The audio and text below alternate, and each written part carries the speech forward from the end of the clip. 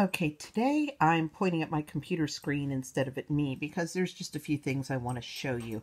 And I'm going to do 2 videos today looking at, there's this idea that before legalization, abortion was just so much more quacktastic than it is now. There's the, the image of the back alley butcher with the coat hanger and all of that, and claims that thousands, or more specifically 5,000 to 10,000 women a year were dying from criminal abortions. And I think Nancy Pelosi might have pulled that out recently. I know that Dr. Wen, who was then briefly head of Planned Parenthood, dragged that claim out. And where did that number come from? And you'll notice that, now I'm not talking about your ordinary pro-choice citizen. They get their newsletters, they read the internet, they get their information from sources that they trust. I'm talking about people like Planned Parenthood, NARAL, Pro-Choice America, Alan Guttmacher Institute, just all of these organizations that should know better.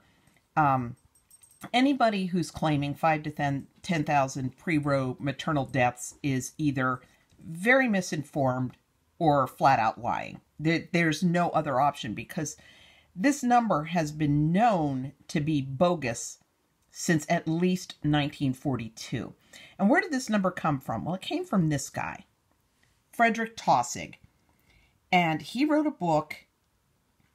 Let's go back and find him. He wrote a book in 1936 called Abortion, Spontaneous and Induced. And what he did, he calculated an urban abortion rate based on records of a New York City birth control clinic and a rural abortion rate based on some numbers given to him by a doctor in Iowa. And he just took a stab at what he thought the mortality would be, and bingo, there you've got it. Published in 1936. Now, even if by some mathematical miracle Taussig had managed to just guess the correct number, it still would have been out of date by the end of World War II because of antibiotics and blood transfusions.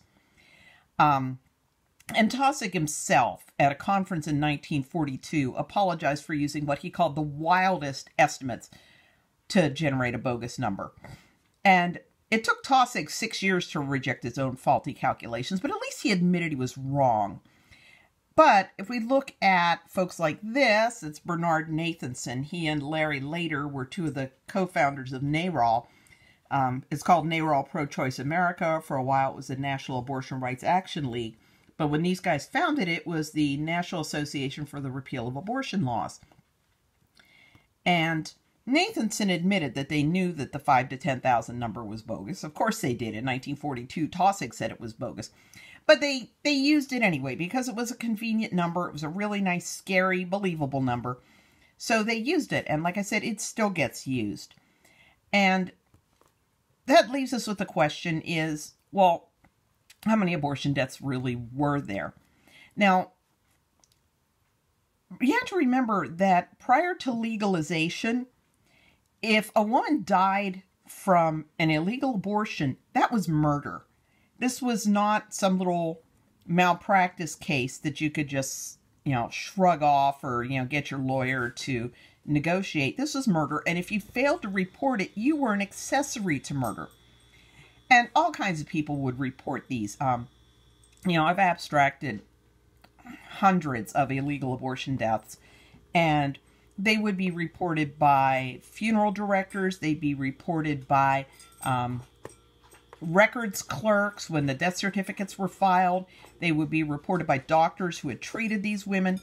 They would be reported by friends and family. They would be reported by hospitals, by other doctors who treated these women.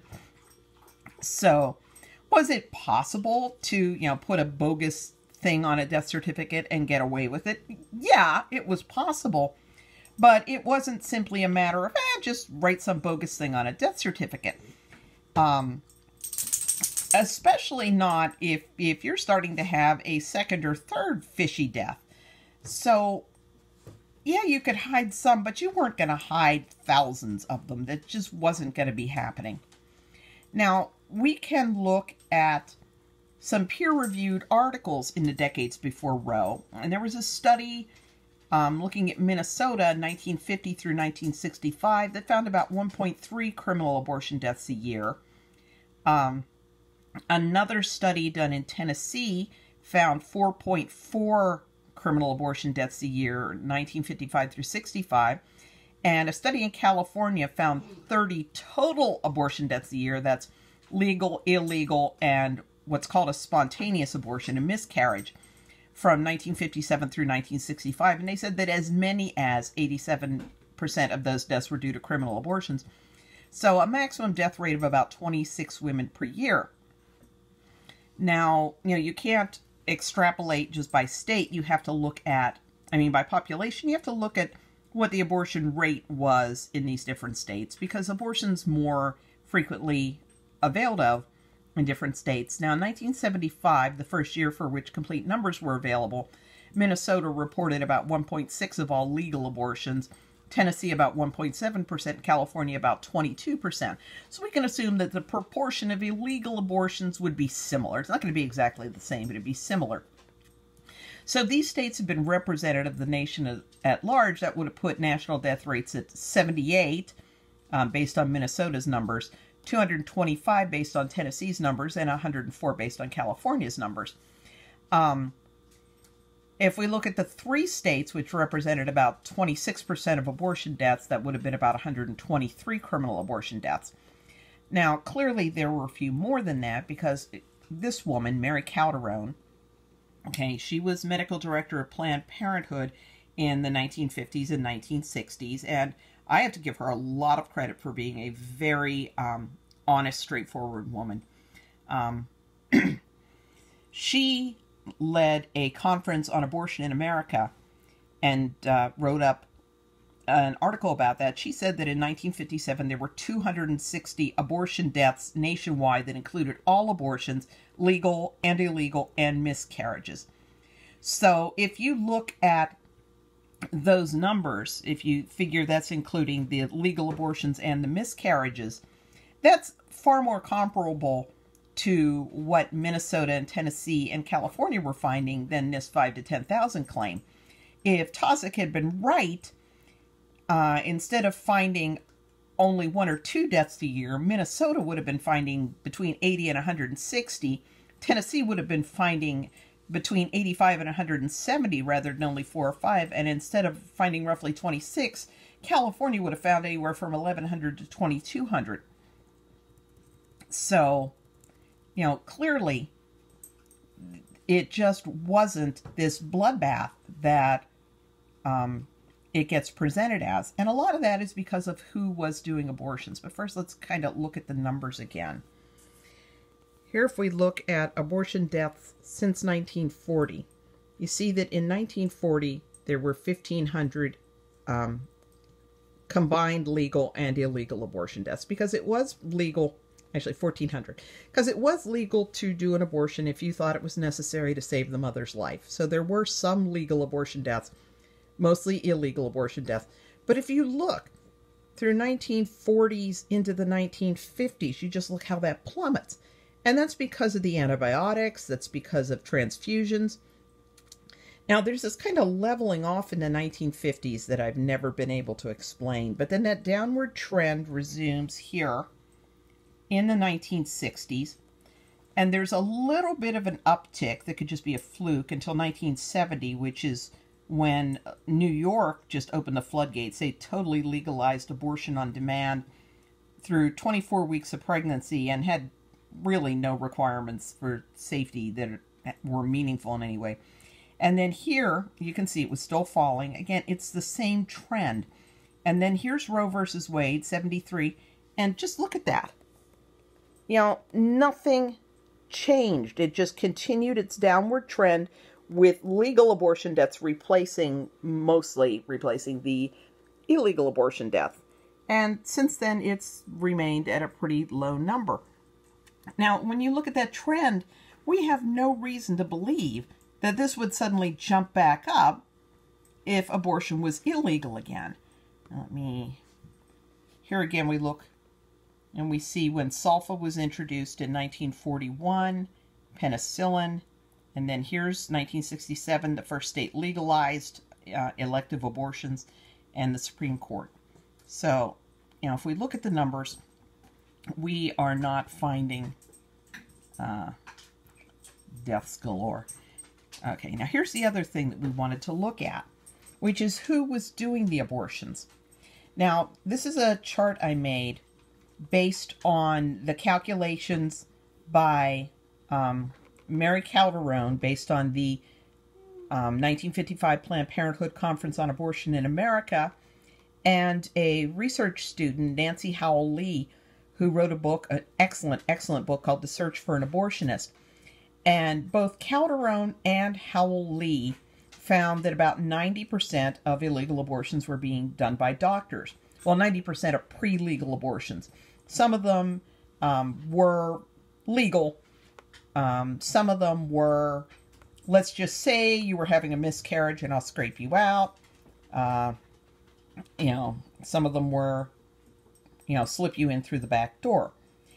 The rest of them, it's a little harder to see, but a lot of the remaining ones, a lot of the remaining 10%, was somebody with training. These were nurses, these were midwives, and these were also lay people who were trained by doctors.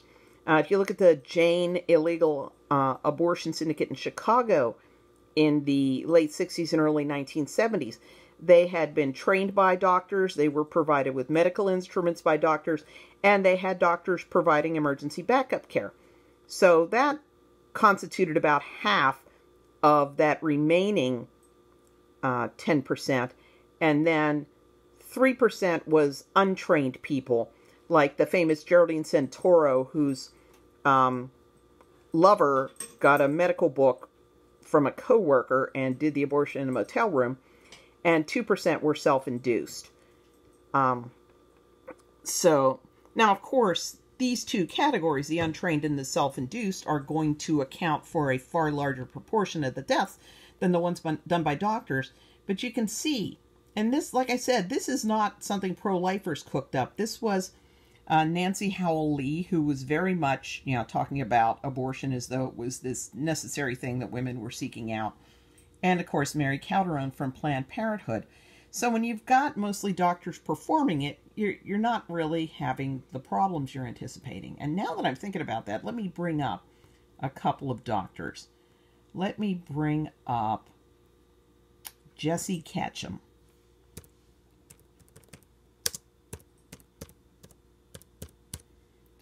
So let's look for this guy. This guy, Jesse Ketchum, let me find him. Okay. So, Ketchum operated his abortion practice alongside kind of a legitimate, if somewhat lawsuit-prone, medical practice in Ypsilanti, Michigan. He kept abortion instruments in his house and did the abortions in a motel room for some bizarre reason, instead of doing them in his office, where it seems to me that would have been a lot less fishy. And Clergy Consultation Service, an organization created specifically to refer women to abortionists, began referring women to him. He was arrested either late 69 or early 70 after an undercover policewoman got a referral from Clergy Consultation Services to Ketchum. But really, he wasn't putting women in the hospital, and he certainly wasn't killing women. But in 1970, when New York opened the floodgates, Ketchum, who was then 52 years old, set up shop in a Buffalo motel suite. And doctors were just doing appalling things, injecting patients with saline and sending them home to abort. Ketchum was performing what's called hysterotomy abortions, which is like a C-section but with the intent of delivering a dead baby. He did these vaginally. He'd go in through the woman's vagina, slice her uterus open just above the cervix, and pull out the baby and let it die. And he was doing this as an outpatient, and he let 2 women bleed to death. So here was this guy with a clean record before legalization, but afterward he really got bold and, women paid with their lives. Then we look at this guy, Milan Vuc. Now, he was Serbian. He worked in Washington, D.C., and he's kind of a pro-choice hero because he openly performed illegal abortions so that he could get arrested and challenge the D.C. abortion law. Now, he didn't get it overturned, but it did put the burden of proof on the state to prove that the abortion was not necessary in order to save the woman's life. His illegal practice, no dead women after legalization, some appalling malpractice, and 2 dead patients. And then this guy, Benjamin Munson, sorry, I don't have a better picture of him. This is from a news article about him. He is another pro-choice hero. He was doing illegal abortions in South Dakota prior to legalization. And then, no dead patients that I know of, and trust me, I beat the bushes looking for them. But he went on to kill 2 patients doing incomplete abortions on them after legalization. So, remember, 90% of abortions were being done by doctors, and when you legalized, they weren't going to quit. It's the same doctors before and after. So, I think for every unqualified, flatly unqualified abortionist that got shut down, there were 2 chiropractors and a witch doctor still practicing in Chicago in the early 1970s after Roe was handed down in the mid-1970s. So they didn't all put their instruments away, but eventually most of them did. But I think every totally non-professional, non-doctor abortionist that quit, I think that was really offset by the fact that losing the fear of prison really made some of these guys just sloppy. Just incredibly sloppy. So that's just taking a look at the numbers and why the numbers aren't nearly as high as you might have been led to believe.